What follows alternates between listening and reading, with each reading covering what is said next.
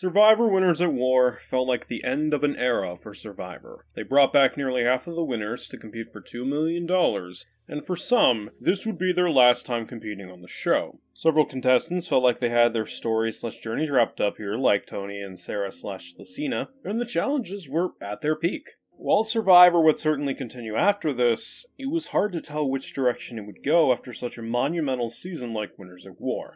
But after the first virus chilled a tiny bit before flaring up again, and then we had to deal with the Renesmee virus in my reality, filming on 41 and 42 had begun, and in record time, as 42 began filming only 9 days after 41's filming had concluded. Much faster than the 2 or 3 weeks apart for the back-to-back seasons. So, some of you may be wondering, why am I covering this? Especially after only covering Borneo on the channel and not talking about the seasons in between. Well, I do have some potential motivation to cover these eventually. However, I wanted to cover these 2 seasons in particular because both seasons got a lot of heat online for its changes and its wokeness, and I wanted to see if these complaints were valid and or hurt the show I grew up with. Spoiler alert, it didn't, but we'll get to that. Also, thank you everyone who voted on the poll I put up on the community tab a while back. I really do appreciate it. And yeah, I hope you enjoy the video. These 2 seasons take 18 brand new contestants to Fiji, where they must outwit, outplay, and outlast each other for 26 days instead of 39, due to the mandatory 14-day quarantine taking up production time. Like Borneo, the concept of putting people from different walks of life into a jungle and having to work together/compete is an interesting one, and it's still interesting after all these years. Unlike Borneo, however, the contestants are more eager to form alliances, and as such, the eliminations and team victories feel less predictable as a result, making for really interesting blindsides, such as High's, Sean's, and especially Omar's eliminations, as I didn't expect them to go home in that particular round, and their blindsides were handled really fucking well, which may seem redundant, but sometimes blindsides can be executed poorly/make little sense. Tyson. Sorry, Ty. Another difference from Borneo is that there wasn't any elimination that didn't make sense to me this time around. While I was certainly surprised by the blindsides of the 3 I mentioned earlier, it also made sense because they were seen as a threat/winner material to the other contestants. So yeah, another thing I'm glad to see improved from Survivor's humble beginnings. Also helps that there wasn't a fucking pagonging in either season. Seriously, that shit was annoying. Challenges were also really good this time around. Sure, pretty much all of them are recurring challenges, like Bonus Track and Kenny Loggins, but that has been a common thing for a lot of the seasons as of late, which can certainly be an issue for some, but I don't really mind it because the challenges that they did end up reusing are good challenges. Hell, they even brought back a challenge like Rock and Roll, now rebranded as Keep Digging, which hadn't been seen since Gabon. However, I can understand the complaints about them reusing the older challenges instead of making new ones. I'm just not one of them. I think the ones they do reuse are either freshened up to not feel stale, or are just genuinely fun to watch. But that's just me, obviously. However, there is an issue I have with the seasons, and they detract from the show's overall quality. The new advantages fucking suck. Now, for the record, I'm not talking about the pre-merge immunity idols that can only be activated by having all 3 idol holders utter a phrase. Sure, that's a bit dumb, but I do appreciate the effort the holders had to put in to make the speech convincing enough to not make their fellow contestants suspicious, and it also makes them work harder socially to stay in, since until that idol is activated, they lose their vote. To me, that's a really good advantage/change to the formula. I also feel that the amount of advantages were not a big deal here. Say for a couple, but that was an execution, and I will again get to that in a moment. And it felt like a breath of fresh air after seasons like Island of the Idols gave idols and free advantages away like candy. No. My issue with the advantages come twofold. The Shot in the Dark and Do or Die. So, what do these do? Well, Shot in the Dark costs you your vote for a very slim chance at safety, and Do or Die basically gives you safety if you pick the right box at Tribal. In other words, instead of something that involves skill or effort, it's luck-based. Which I really don't like in terms of Survivor doing it. If I wanted to watch someone compete in something luck-based, I'd watch GSN, not Survivor. Say what you will about the Forced Fire Making Challenge in the later seasons, but at least that one still requires skill and knowledge to win it. The problem here is that both of these advantages strip that away for just straight up luck. With Shot in the Dark, it's always a not safe message, and Do or Die was always safe for the person in both seasons, removing any tension as a result. Hell, Shot in the Dark started getting less use as both seasons went on, making the twist come off as more of a waste than useful and or good. There is one other big thing against both seasons. However, I will save that for the end because it is stupid and pounding it into the ground makes for honestly a better finale to me. Until then, let's go over the cast of both in their elimination order. Abraham, incredibly forgettable, and while he was right that Tiffany was about as useful to the team as an appendix, that was all he had going for him. To contrast that, Jackson from 42 was a much better contestant. I liked his story, his personality was endearing, his chemistry with his fellow tribe was touching, and his medevac was sad and also executed well. I wanted to see Jackson go further in the game so that he could win the money for his family. But hey, maybe he'll come back for a later season. That'd be cool. But yeah, I like Jackson. Sarah. Oh, seriously, she was also incredibly forgettable like Abraham, and the closest thing to memorable for her was the move to get Sarah out. A move that Sarah had obviously no involvement with. What a waste. Zach started off on a really bad foot, but he was a genuinely nice guy, and he was one of the few people early on to catch on to Tori's shit, which was great. Outside of that, he was fine enough as a contestant, and like Jackson, I hope he gets another chance in the future. Pache. He existed. Again, he didn't do anything noteworthy, and his elimination felt like, well, that happened. Hell, like Sarah, the only memorable thing about him was the move to get rid of him. Maria. I like that she played in memory of her brother. But yeah, that's all I remember her for, because she was so forgettable and barely did anything outside of that. Brad. I like this guy. He was interesting, liked his chemistry with the others, he was a likable guy, and his blindside was handled really well. I wanted him to go further, honestly, but by this point in time, Shannon and Ricard were taking control of the tribe, so it was inevitable for him to go. Still though, good stuff. Jenny. She was robbed. Flat out robbed of the chance to win. I liked her chemistry and personality. She was a good contestant. It's just unfortunate that Daniel was a spineless shit and flipped on her. Hopefully she'll get another shot in a future season too. JD. I also like this guy. He was entertaining, had great chemistry with the rest of the tribe, he was a ray of sunshine, and it sucked to see him go. Hopefully he'll also get another chance in the future. Swati. Only memorable thing she did was try to blindside Drea. And that was it. Outside of that, she was incredibly forgettable. Jean was another contestant I liked. She was kind, had good chemistry with the other members of her team, was incredibly loyal. She was also a ray of sunshine, and I hope she'll return for a later season also. Daniel. Sydney. Most I remember about her was her throwing a fit over the hourglass twist. Fucking next. Lydia. Liked her bond with Hai and Mike, and I also liked her slowly building confidence. It's just a pity that by this point, Hai had lost his balls and voted her out. Great. Tiffany. Holy shit, a roommate! Chanel started off on the wrong foot and continued to stumble into a downward spiral of dumb until her elimination, all because she risked her vote early on in the game. Any of her attempts to get out of that spiral only increased the fall to the bottom. Needless to say, I was not a fan of Chanel as time went on. Nasir was fine, not bad, not great, it was just alright. Not much of a note with him, unfortunately.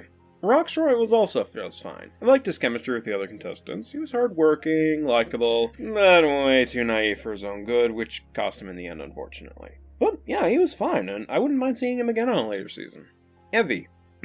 They good. I'm not saying that because they're the first non-binary contestant on the show, though that does help. I liked their moves. Chemistry was good. They were an all-around great competitor in the pre-merge. It's just a shame they got outplayed in the merge. Still though, really good player and another contestant I'd love to see again. Tori was insufferable as time went on, and despite what some may say about the trouble Tori went home in, one of the reasons I liked it was because Tori finally fucked off. Shan. One of the best players in a long time. She made really good moves, she was really smart, her bond with Ricard was great, she had good chemistry, she could have easily won the season if she got to the end. Hell, her elimination was also handled really fucking well, and felt like a good way to send her off the tribe. So yeah, Shan was really good. I was another contestant I grew to like in the pre-merge. He didn't take anyone's shit, he was likable, smart, had great chemistry, and then he lost his cojones in the merge and took it as ally he tried so hard to protect in the pre-merge. And he didn't even follow through with his plan to take out Romeo in the following vote. You dumb motherfucker! That being said, pre-merge High was great. Leona was also great, and I applaud her for making the move to take Xander's idol, even if it backfired in the end. She also seemed to take the elimination well, which is great. Even asking Xander at the final tribal if he had an idol, which was pretty funny. But yeah, she was good. Drea. Another really damn strong player by the end of the game. She had a great social game, great chemistry with the other contestants. She was really close to getting to the end, and only really lost because of another strong player exposing her plans to the others. But yeah, like Drea, and I hope she gets another shot as well. Danny, another great player, and it sucked to see him go at the final 6 because he was likable, kind, strong, made great bonds. He was a ray of sunshine that could have gone further in the game, and is another contestant I'd love to see return. Omar, the one who got Drea, really shined in the merge and was another contestant who could have won the season if he made it to the end due to his strong social game and bonds he formed throughout the season. He was also genuinely likable and smart, which was a plus. And another contestant that, yes, I would love to see return because of how much of a strong player he was. Ricard. I initially hated him in the beginning because he was acting like a prick and was involved in one of the controversies I'll mention later, but as time went on, I started to gain a lot of respect for him, his gameplay, and he started to ease up on being a prick and became likable towards the end of his game. So basically a redemption story. Lindsay. I mean, she was a challenge beast. That's about it, because every time she tried to make a move, she fucked it up, like not using the amulet to save Omar, or competing in the do or die twist, or ever focusing on taking out Jonathan. Not a big fan, basically. Heather. Who? Seriously, she was super forgettable outside of that fire-making challenge where it came down to seconds. What a shame. Jonathan, much like Lindsay, was a challenge beast and had a slightly stronger social game than Lindsay on top of him being a nice person to be around, but he barely did much in terms of gameplay outside of being a physical threat. Would I like to see him again? No. He was fine enough, but he's not returning material in my eyes. Besides, I'd rather not see him get milked to death like Ozzy did with his returns. Oh boy, if I ever cover those seasons, I'm gonna have a lot to say. Anyway, on to the final three of each. Xander was another contestant I liked. He had a good social game, was a ray of sunshine to his fellow contestants. He was also a challenge beast, but his strategic game was weak as fuck, and that was one of the things that cost him in the end. Still though, I liked Xander. Romeo was basically fodder for most of the game. This guy's throwing, dude! Sean was likable, but his merge performance was basically an utter disaster where he made impulsive and off-the-cuff moves that hurt his own performance, such as blowing up Erica's game to Heather and participating in the do-or-die twist, which is a shame because I liked Deshaun well enough in the pre-merge section, but his merge performance sank him as a character, honestly. Mike was also likable, strong-willed, kind. He made great moves and great bonds with his fellow contestants. He was also easily winner material to me. Only thing I took issue with, however, was that he failed to acknowledge his betrayal/cutthroat moves in the final tribal council. If he had brought that level of self-awareness, the vote might have been closer than a near-unanimous decision for Marianne. And finally, that leaves us with our two winners, Erica and Marianne. Erica was genuinely surprising to me. I never thought she could win, but looking back on the season again, it started to add up why she won.